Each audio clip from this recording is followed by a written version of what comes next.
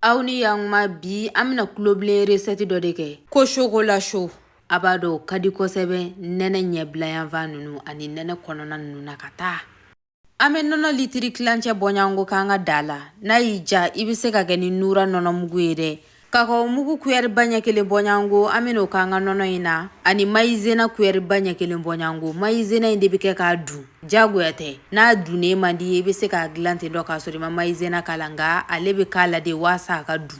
An bɛ sukaro kuyɛri ba ɲɛ kelen bɔɲango fana k'a la i bɛ sukaro ko in kɛ k'a bɛn i yɛrɛ sago ma. An bɛ nura chocolat kuyɛri ba ɲɛ kelen bɔɲango k'an ka da la a ja kɔni ne tɛ se k'o ɲɛfɔ ka s'a dan na na aw yɛrɛ m'a san k'a lajɛ sa ne ni maanaw ne man'a fɔ cogo o cogo la ne e yɛrɛ m'a da i nɛn kan i b'a fɔ kɔri ni muso in tɛ ka sukoronin k'a ko la e yɛrɛ de b'a sansa k'a si lajɛ. Miniti damadɔ dɔrɔn maizena min kɛra la dɛ ale de b'a dun tan dɔ n'a dunna dɔrɔn an b'a jigi ka bɔ ta kan.